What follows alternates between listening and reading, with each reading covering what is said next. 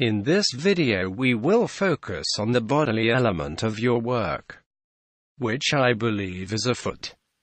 Yes, the foot. Would you take a moment to describe it?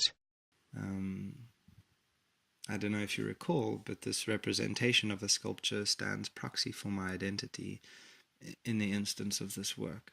I do indeed remember. Well, then, like the other two parts, the sculpture is the central object. I have fractured and hollowed its back foot and manufactured a copy of it from cardboard. It's about 2 meters in length. Tell me, how did you make this cardboard foot? I manipulated a scan of the sculpture using 3D software. I had it hollowed and then fractured. I then had the object sliced into layers and had each layer's outline exported. I'm speaking of the process passively because the software and computer were performing the task, if you will. I just prompted it. I had these outlines then cut from corrugated cardboard, packing boxes, and then I stuck them together. Why did you choose to manufacture the object in this way? Finance. Cardboard is cheap, practically free. I used disposed packaging and I had free access to the laser cutter. Nice. The concept is actually very rich. The scale of the foot, and the object being a severed foot, references the Colossus of Constantine. He's the Roman emperor who popularized Christianity, one of these fragments was a foot. I think that there's such an irony in the monumentalizing of self. There's a fantastic image on the Wikipedia page for neoclassicism, which I actually only saw recently, and it was titled, "The Artist Moved to Despair at the Grandeur of Antique Fragments," and it depicted a figure crying beside the colossal foot of Constantine. My sculpture is a mock monument made from a throwaway material pretending to be grand. There's an ambiguity around what the cardboard foot is, but the presentation gives the impression that it is a relic. It alludes to what once was, propped up on a podium as if on display in a museum. It makes me think of the stolen Parthenon marbles and many other significant objects stolen and then deemed artifacts by imperialism.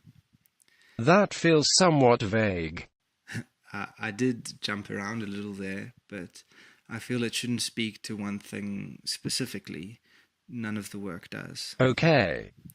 I took two main ideas from what you said. One, that you are critiquing the edification of individuals, particularly by using monuments. Secondly, that relics held in museums are, in fact, stolen. Could you substantiate that second point and explain how it is relevant to your work? I feel that question is reductive. I'm actively trying to avoid that in this discussion of my work. I did not suggest that all relics were stolen. It was inferred. There are a lot of different museums with a variety of objects in their possession. Ideas of ownership are complex, and just acquisition is difficult to prove when looking at a history in which war and plunder prevail. Maybe.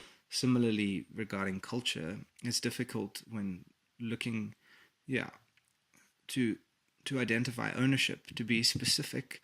I feel that historically, expanding empires instigated atrocious violence. In what way could you say this? The Roman Empire was one. And do you have empirical evidence to substantiate this view? The British Empire used several principles which I disagree with on a fundamental level to propel their expansionist agenda. But that is not how things are now. How is this relevant? No, it is relevant. And I think you have to take a historical look at justice.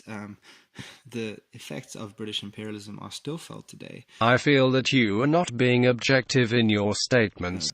Politically, the wealth of countries such as Britain and America are built on exploitation of other countries, albeit historically, although it is still... This is merely substantiated on felt experiences. Particularly African racism and violent enactments of masculinity were tools for this exploitation, and these ideologies but also their material affects from past use, That is not but the like current still state.